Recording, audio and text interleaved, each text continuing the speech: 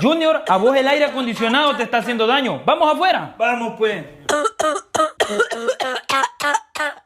¿Y cómo hiciste eso, Junior? ¿Sabes qué? Te voy a llevar al doctor. Bueno, Junior, con esto se le va a quitar la tos.